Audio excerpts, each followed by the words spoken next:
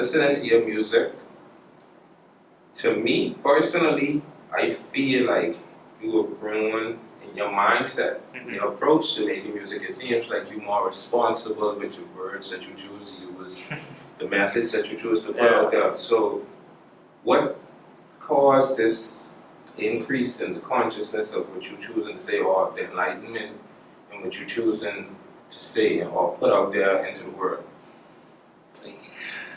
I gotta answer this question in parts because it's several things. But I feel at first, I feel like it all really is a part of growth, and growth in several aspects. Growth mentally, spiritually, financially.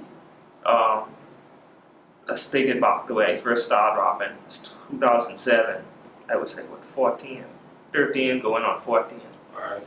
And at that time, let's say, I graduated in 2010 from high school. So that 3-year period in high school where I was rapping, it really just was about being cool, being popular, doing things what everybody else was doing to fit in. Okay. I found myself doing a lot of punchline rapping, using a lot of metaphors, wordplay, similes, all of that stuff. And people was liking it. I had my buzz for high school. But when I got into college, it just was like, okay, I'm in a new environment with more mature people, and I wasn't connecting with them, right? And then 2011 came along. I became more aware of certain things, just learning by, learning in life, learning. Wait, it's crazy when I think about it, like everything would happen over these past couple of years, but I knew Nash Cashes, R.I.P. Nash. Right. I knew him from 2009, and he used to have ciphers. And at the time, I wanted to, by connecting with my much mature fans, I wanted to talk more about my life. I had a problem though. I didn't know who I was. I didn't know what I was doing apart from the lyricism. That's all I knew. You know what I mean? I didn't feel like I could relate to nothing else. So, I hang around with him for a while. Spent a couple of ciphers, and I went to a cipher and I saw a lot of artists who were out performing, and I was like, wait, I like what they're talking about. Like, they talking about like the Bahamas, their upbringings, what they've been going through, like artists like overdose of bloodbath and slugs them. And I hear about them from I was still in high school, so I was like, wait, these legends, you know what I mean? So, I was like, okay, I need to be more relatable to my people. So I was like, okay. I started doing more Bahamian related classes, like political science and like history of Bahamian music, just to get a better foundation of what's going on. And then just interacting with other students on campus who had a more familiar background to the arts community in the Bahamas. Okay. And from there, I started talking a lot about stuff I saw going on in the country, a lot of social ills at the time. And it grew from that to me being able to be more comfortable and confident in talking about stuff going on in my life that I wouldn't necessarily do in a regular one-on-one conversation with somebody. But when I'm in the booth and it's just me and the mic, everything else, I could just pour into that, you know what I mean?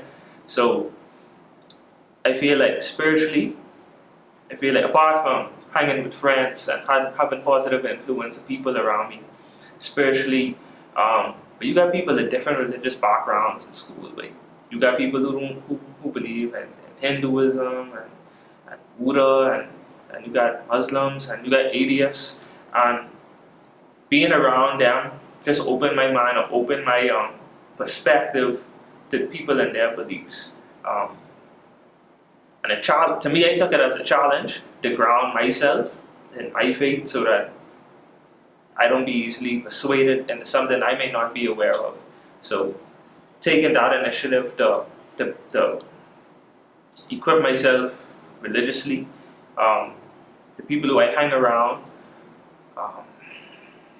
what else I could say about that? Yeah, but those two were the main reasons why I decided to say, you know what?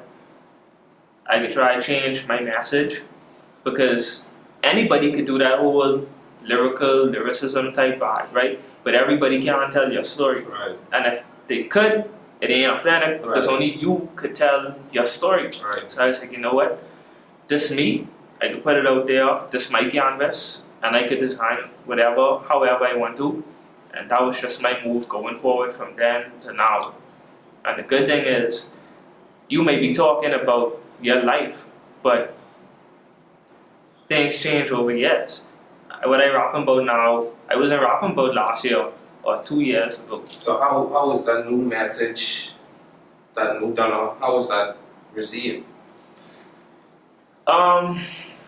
Initially, people was in like, my core fan base, they wasn't rocking with it, because they wanted to hear the lyricism, they wanted to hear that punchline, they wanted to hear the lyrical assassin. And I was like, I could do that, but going through my 10 year in college, my fan base grew crazy. Right. And then I went into spoken word. So I don't just rap, I do spoken word too. But eventually, everybody don't stay a teenager forever. Right. Everybody don't stay in one spot of their life forever. Eventually, there's some level of growth. So they came along, let's say like after 2 years, a year and a half. They had to catch up. Yeah, they catch up. And everything just been booming since then. Right. Apart from like, wait, now it ain't even just so much more about music. I have people who in the music and from a music background, they're like, wait, how you doing the spoken word thing? Like, what influence? Like, how you even get and doing that aspect of music? I just was like, wait, just the people I hang around. Going back to the cipher, Right. like I wrote a piece. I wanted to perform this stuff on cipher, but they didn't have it no more. And there was like a talent show at COB. I was like, I could do it here, and it was a rap, Right. but I performed it like a spoken word piece. And people was feeling it, and I was like, I need to do more of this, So I started doing spoken word in like 2012, and I really say I could do this. Okay. And I've been doing this year in particular. Wait, I've been performing like crazy. People, there's a poetry market out there. It ain't just about the music. People like to hear conscious words too. People like to hear it. You can talk about the same stuff you're talking about in music, but when you're doing spoken word poetry, it's like you're talking to somebody one-on-one, regardless of plenty of people in the room or not. When you're talking to people, you connecting with the people who listening, and they appreciate that. And then that opens up avenues as well. For me, shoot, nominated for a National Youth Award. Wow.